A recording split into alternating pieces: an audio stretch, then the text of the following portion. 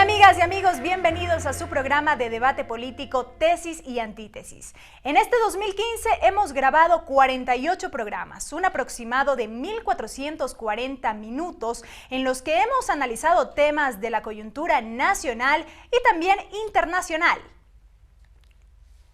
Hemos puesto sobre la mesa de discusión asuntos como los proyectos de incentivos a la producción, la ley de tierras, el presupuesto general del Estado, así como también las salvaguardias arancelarias, entre otros. Los protagonistas del debate son siempre dos políticos, dos legisladores antagonistas por sus tendencias ideológicas. Virgilio Hernández por el movimiento Alianza País y Luis Fernando Torres por el Partido Social Cristiano Movimiento Cambio. Hola a todos, bienvenidos y bienvenidas a nuestro programa de debate político Tesis y Antítesis. Como cada semana agradecemos su sintonía. También la presencia de los asambleístas Virgilio Hernández y Luis Fernando Torres, con quienes, cada semana analizamos, comentamos, discutimos cada una de las leyes y temas de la coyuntura política. A lo largo del 2015 contamos también con la participación de asambleístas invitados. Fausto Cayambe, por ejemplo, nos acompañó para explicar la Ley de Justicia Laboral, Diego Ventimilla para hablar sobre la Ley de Prevención de Drogas y Gabriel Rivera, quien defendió las reformas al Código Orgánico Integral Penal. Acabar con el microtráfico supone desmantelar redes de narcotráfico que se han instalado en Latinoamérica, y eso también nos lleva a la necesaria articulación de una política de drogas en la región. Pero ya a nivel local sí creo que es importante romper tabúes. Como digo, no tomar al tema de las drogas como algo que es parte de un pecado, que es parte de lo inmoral, sino asumirlo como un problema que afecta a la salud de nuestros ciudadanos. Y también el llamado a la corresponsabilidad ciudadana. Creo que uno como padre, madre de familia, tiene una responsabilidad en la formación de sus hijos. Y creo que en la absoluta formación de responsabilidades está la posibilidad de que el consumo de drogas no sea un problema de salud, sino sea, como decía el compañero, un asunto de la responsabilidad y de las decisiones libres y voluntarias que como ciudadanos tomamos. Sobre el artículo 237, que está vigente aún, establecía el financiamiento para las pensiones jubilares. Dice que el 60% pone el IES, el 40% obligatoriamente el Estado ecuatoriano, punto y coma, pero en cualquier circunstancia el IES era responsable. En este caso se elimina este porcentaje. ¿Qué es lo que estamos nosotros modificando y planteando? Que el Estado es el garante del 100% de las pensiones jubilares. Para eso el Estado central, el gobierno central y el IES tiene que presupuestar los recursos necesarios para garantizar la pensión jubilar, tanto los afiliados al Seguro General Obligatorio como también del Seguro Campesino. Esa es la reforma, esa es la realidad. Ahora el Estado ecuatoriano es el garante del 100% de las pensiones jubilares. Entonces, lo que se busca con esta reforma básicamente es mejorar el texto a fin de que le respondan al ciudadano lo que está pidiendo, ¿no? O sea, no solamente hicimos la reforma en el tema de tránsito, también usted recuerde que hay otros aspectos que se abordan, como en el tema de la violencia intrafamiliar. Entonces nos preguntan a nosotros, bueno, un año después, ¿por qué están reformando el tránsito? ¿Están reformando lo referente a las marcas, ¿no es cierto?, a las patentes? ¿Por qué están reformando lo referente a la violencia intrafamiliar? ¿No? ¿Por qué? Porque la ciudadanía, porque quienes están involucrados en esto, piden, miren, esta parte de aquí hace falta esto. Entonces, en este tema referente a la ley de tránsito también hace falta. Entonces, nosotros esperamos que esto mejore el ejercicio diario, el ejercicio cotidiano para los fiscales, para los jueces, pero más que nada para el ciudadano.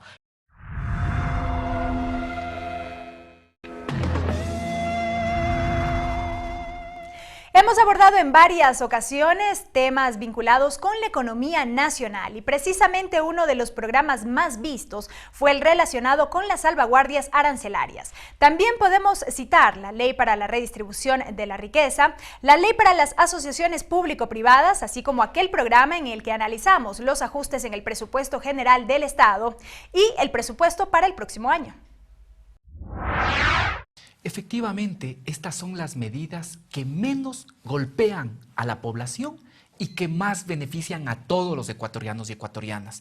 Y son diferentes, obviamente, Luis Fernando, a lo que habrían sido los paquetazos, porque los paquetazos, ¿en qué consistían los paquetazos que recomendaba el Fondo Monetario Internacional? Era clarísima la receta.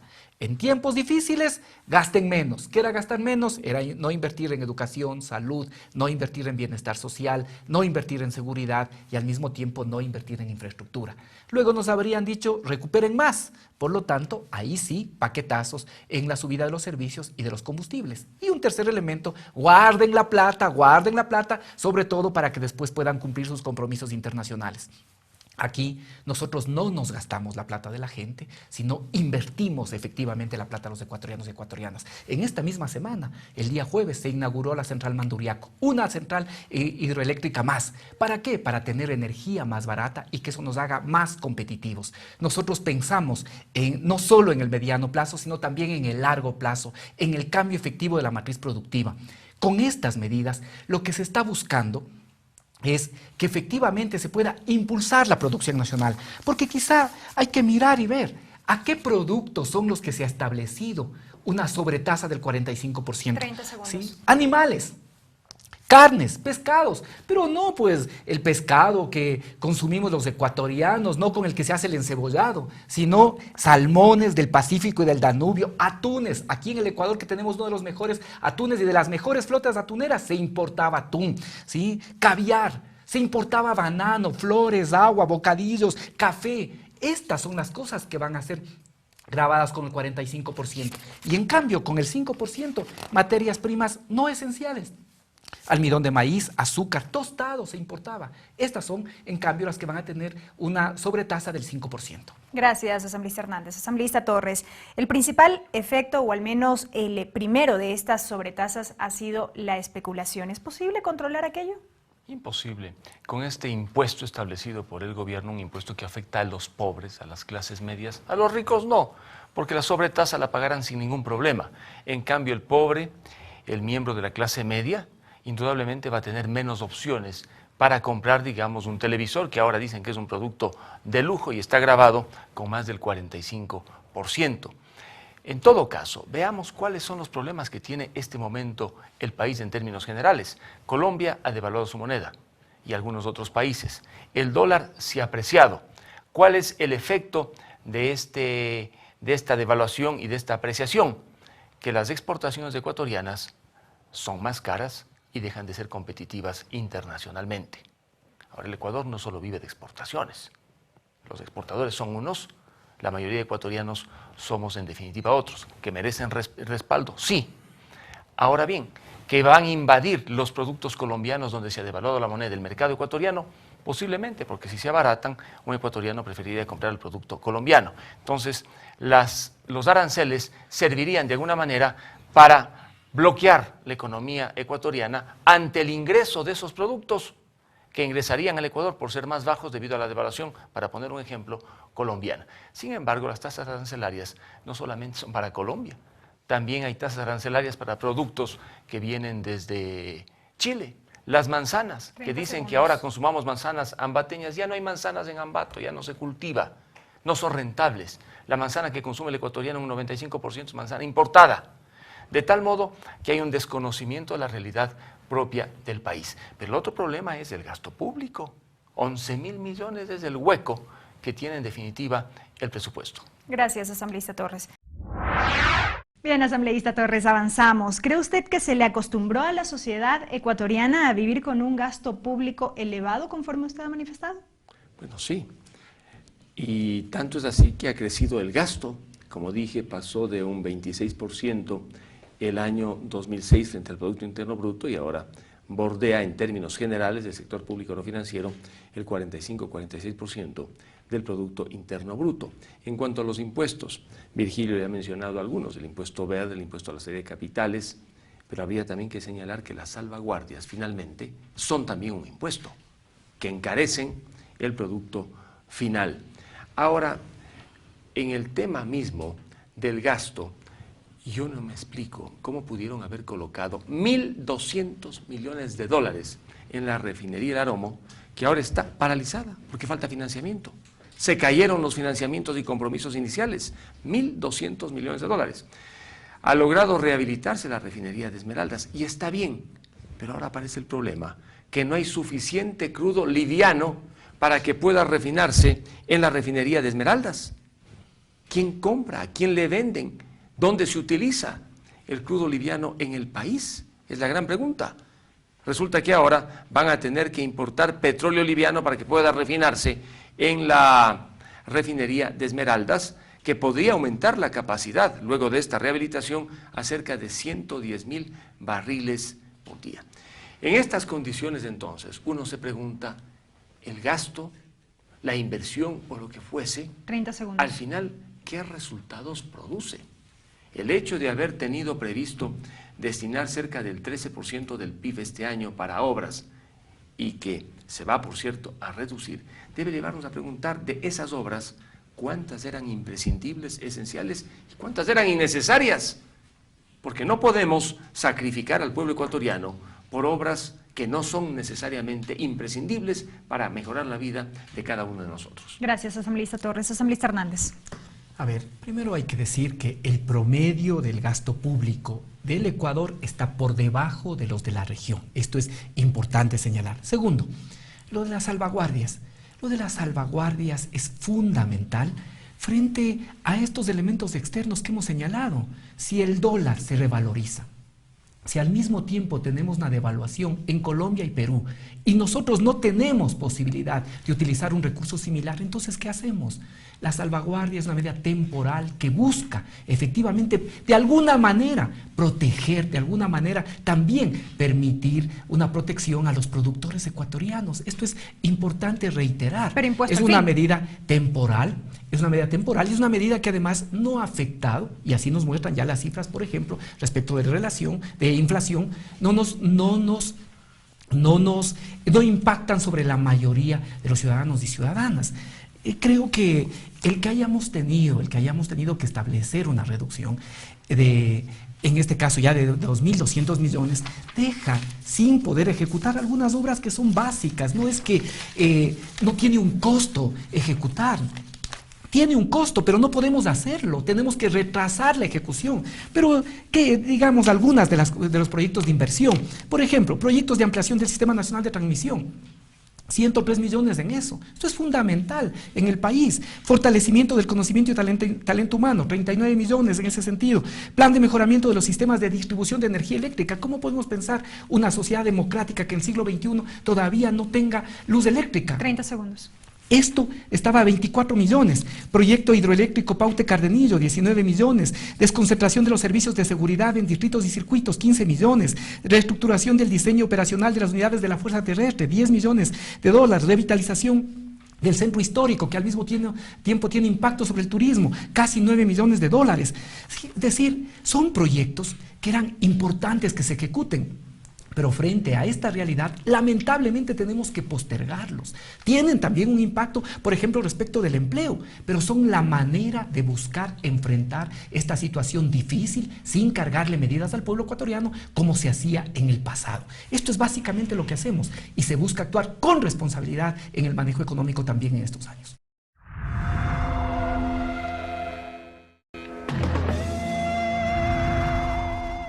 Pero no solo la coyuntura nacional ha ocupado los debates en tesis y antítesis. Los asambleístas Virgilio Hernández y Luis Fernando Torres también se han referido a la coyuntura internacional. Recordamos, por ejemplo, los programas donde analizamos lo ocurrido en Francia con la revista Charlie Hebdo, la crisis en Venezuela, el rol geopolítico del Papa Francisco, el acuerdo entre Colombia y Venezuela por la situación fronteriza, así como también un aparente fin del ciclo progresista. El 9 de marzo, el gobierno de Barack Obama impuso sanciones de congelación de bienes a 7 funcionarios venezolanos que incurrieron en supuestos ataques a los derechos humanos en el 2014 y declaró que Venezuela significa una amenaza a la seguridad nacional. ¿Cuál es su lectura respecto de estos hechos? Que el gobierno de Obama ha dicho una verdad, tal vez en la forma se podría cuestionar cuál es el alcance de hablar de una amenaza, pero las sanciones a los 7 violadores de derechos humanos era lo menos que podía hacer un gobierno democrático. Y en buena hora que ha sido al menos del gobierno de los Estados Unidos, violadores contumaces de derechos humanos. Pero hay más. Entre la élite gobernante cubana no solamente están violadores de derechos humanos, también están aquellos vinculados al narcoterrorismo.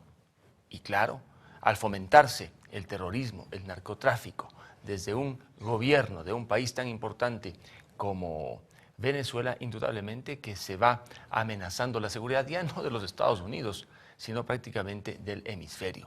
Otra cosa es que se le quiera dar una interpretación distinta a lo que ha dicho el presidente Obama. Ya vienen los yanquis a invadir Venezuela. Mentira, eso no va a pasar, no tiene presentación. Que el gobierno americano está mirando lo que ocurre en Venezuela, por supuesto. Si Venezuela todavía le vende petróleo a los Estados Unidos, un petróleo cuyo precio sigue bajando. Las multinacionales americanas, estadounidenses, continúan todavía en Venezuela.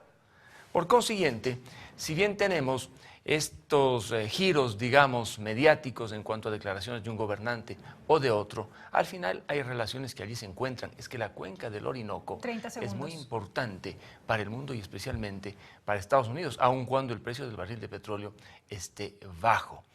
Pensar entonces una invasión me parece una ilusión. Eso no va a ocurrir y tampoco permitiremos. Pero que un gobierno democrático como el de Obama castigue a violadores de derechos humanos congelándoles las cuentas y activos que tienen allá, está bien, pues. Imagínese usted, plata que debieron haber tenido en Venezuela, la tienen en los Estados Unidos aquellos que violan derechos humanos en Venezuela. Gracias, asambleísta Torres. Asambleísta Hernández.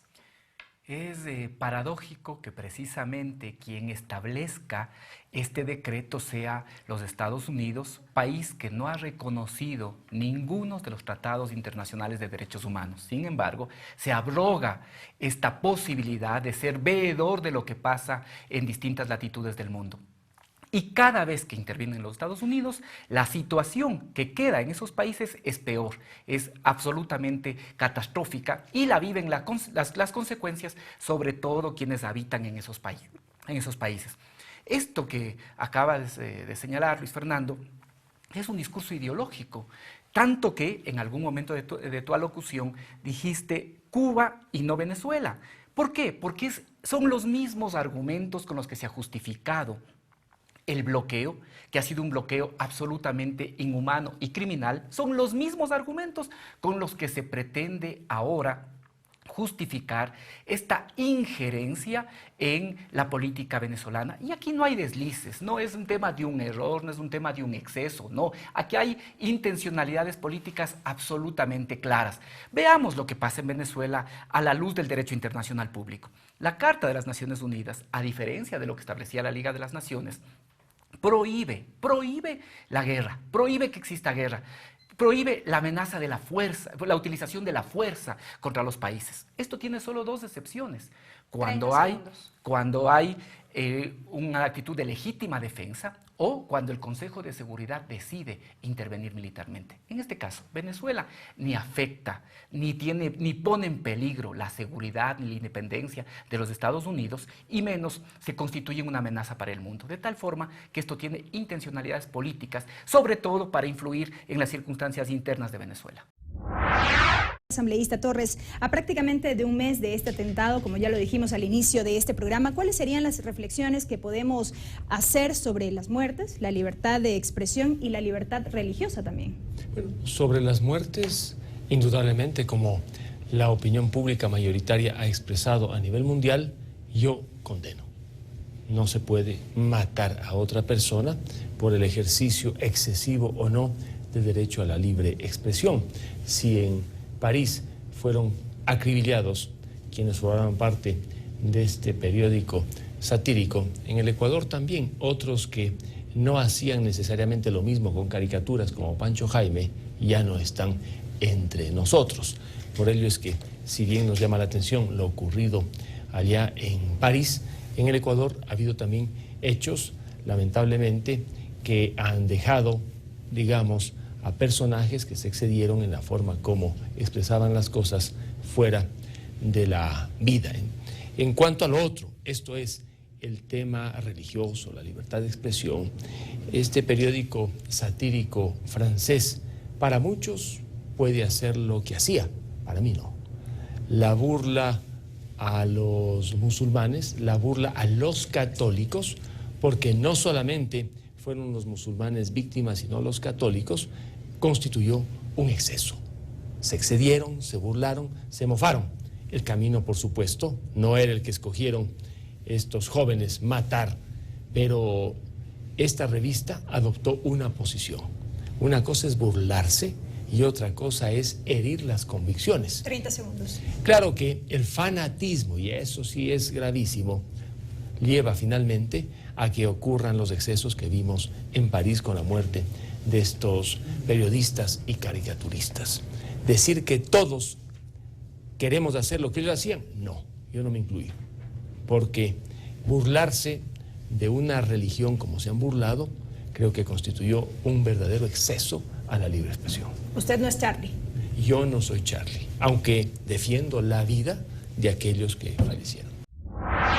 Los fundamentalismos siempre son exacerbados, los fundamentalismos siempre son generados. Los fundamentalismos generalmente responden a otro tipo de factores, factores económicos, factores políticos, factores geopolíticos en este caso. No olvidemos que, por ejemplo, muchos de los fundamentalismos que ahora se le atañen al mundo musulmán han sido sembrados desde Occidente, No olvidemos que, por ejemplo, la Operación Ciclón, que a finales de la década del 70 del siglo pasado fue empujada por el mismo Jimmy Carter, permitió que sean básicamente los fundamentalismos islámicos, afganos, anticomunistas, los que generaron figuras como el propio Bin Laden. Y después lo que pasó con esta campaña llamada Libertad Duradera a inicios del presente siglo. Y lo mismo podríamos decir, esto del ejército libre de Siria, que fue alimentado por Occidente, ahora se ha convertido en una amenaza como el Estado Islámico que no se puede controlar.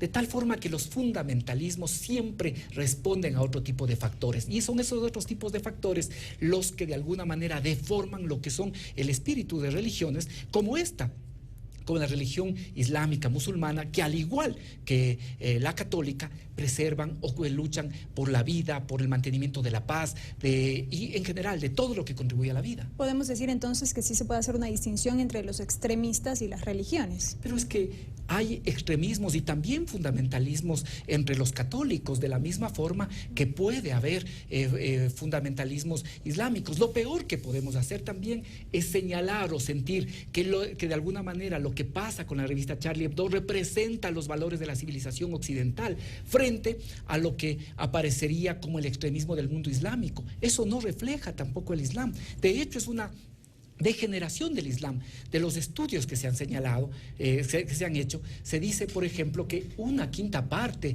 de quienes ingresan a estas organizaciones yihadistas son personas que más bien han estado antes en la marginalidad y que ven una forma de reivindicación el ingreso a estos grupos, de tal forma que esto es marginal. De ninguna manera ni Charlie Hebdo representa los valores de la civilización occidental, ni tampoco el ataque terrorista puede representar el conjunto de una religión que, al igual que la cristiana, que al igual que la católica, también tiene como elemento central la vida.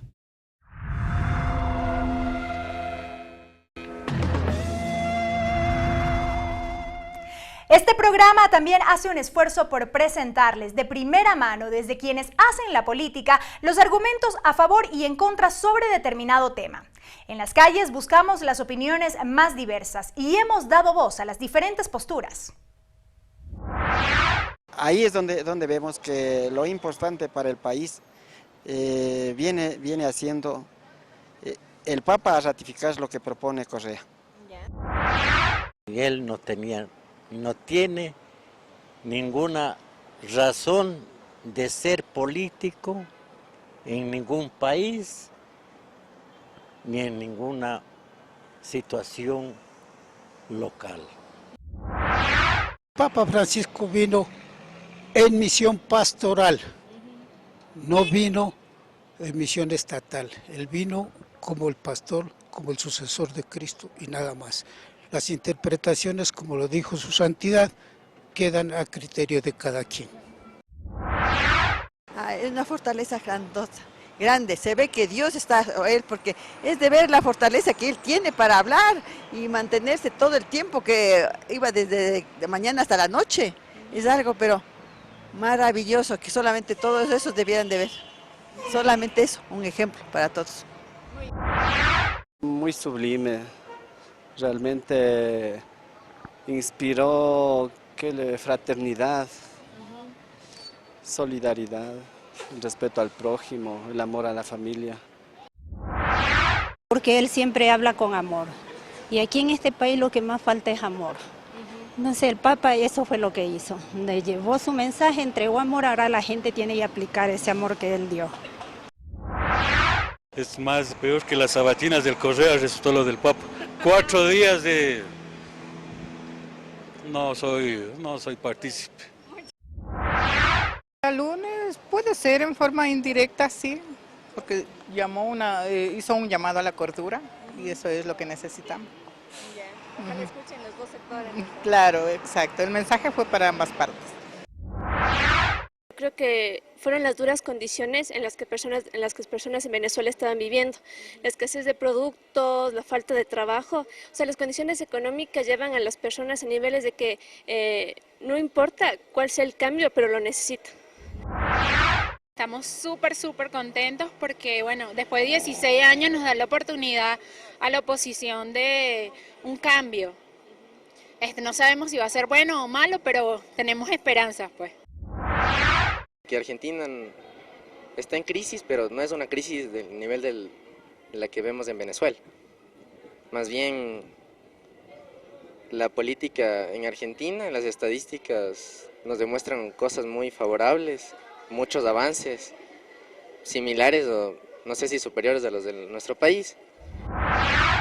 El pueblo necesita más cada vez, incluso en la modernización, el pueblo de la educación, todo lo que se ha hecho en el gobierno mismo de Kirchner prácticamente es más.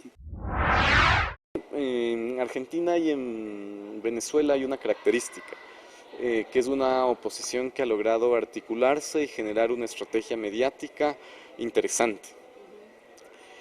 Yo no creo que la calidad de la oposición en términos tanto de cómo está funcionando, cómo opera en términos de estrategias y en términos de figuras sea igual que la de Argentina o la de Ecuador, ¿no? O sea igual que la de Ecuador. Cada una tiene sus particularidades y yo creo que la oposición en el Ecuador todavía es muy débil. ¿Crees que la derecha sube con revanchismo? Ahorita están realmente siendo bastante modestos en la victoria. Pienso que tienen que administrar muy bien su victoria porque saben que no es una victoria de ellos. No es lo mismo que voten por mí que voten en contra de mí. El año que empieza esperamos poder seguir aportando a la formación de la opinión, con un enfoque integrador que no pretende ser objetivo. Porque recuerde que aquí en Tesis y Antítesis, la síntesis siempre le corresponde a usted. ¡Feliz 2016 y hasta una próxima ocasión!